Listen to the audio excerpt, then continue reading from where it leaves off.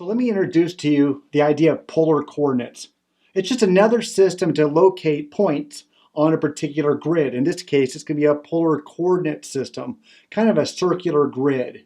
And a couple of things to introduce you to get some used to the language is, imagine we have some polar axis that begins at some pole and continues on in an infinite direction. I have a terminal angle or a terminal ray swept from that polar axis, and it sweeps it over a certain radian or certain degrees, a certain angle measurement, either in degrees or radians. So far, not too different than what we've been building to. It looks like a regular angle. Now notice that I have some point P that's at a distance away from the pole. That point P is described in polar coordinates as r comma theta, the radius or the distance from the pole and the angle measurement from the polar axis.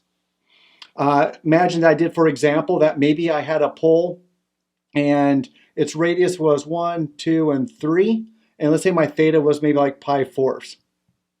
So a point P then, in this particular example, will be 3, because it's 3 units from the pole, pi fourths, because that's the angle measurement that is swept from the polar axis to the terminal ray.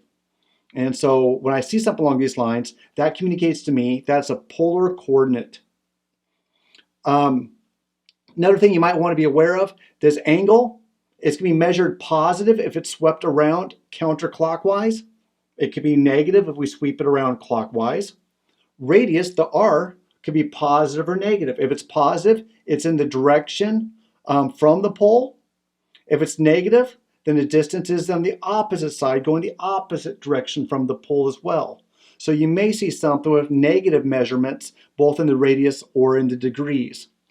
So that's just a brief introduction to what polar coordinates and in the polar coordinate system looks like as we start pursuing some other thoughts that we can build with this type of an idea. All right, so let's try to get a handle of what's happening here with polar coordinates. First of all, I did my best to draw what I hope is concentric circles within on a grid, where each of these concentric circles is just one more unit farther out. The first one's at 1, then 2, then 3, and again, it was meant to look circular, so work with me on that. First polar coordinate I have is 2 and 135 degrees. Now remember, we start off with the polar axis as kind of our first point, and then from there, we build a terminal ray at 135 degrees. So that's out at 135 degrees from the polar axis. So my theta sweeps at 135 degrees, and I'm 2 units out. So right there is a point 2 and 135 degrees. The second one, -3 and pi halves, 3 halves pi. So I sweep that out. Pi halves, the degrees is in a positive, so I sweep it around the positive direction. That one is right on the y-axis. Yeah, you can have a y-axis in the polar coordinate system. So the degrees all the way is over at 3 halves pi. Notice my radius, 1, 2, 3. It's not 3 in the negative direction, like when we think of xy coordinates, because we're still thinking 3 units out.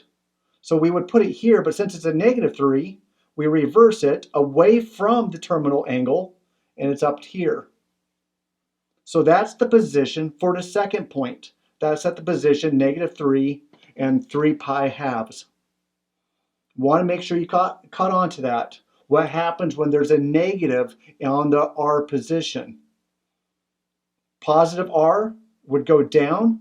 The negative r reverses it and puts it above, away from the terminal angle. And the last example that we have here, notice that we have both negatives in the angle and in the radius. So where do we find the measurement of the angle? It's pi fourths.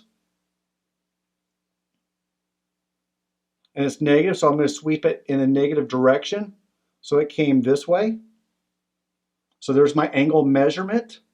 And then from here, it is a -1, so I don't go down 1 in the direction of the ray, I go opposite, which is right there. And so there's my point in polar coordinates of -1 and -pi fourths. All right, you tracking a little bit? Okay, we're going to need to do a lot more practice. I get it. But let's start getting used to how to deal with polar coordinates.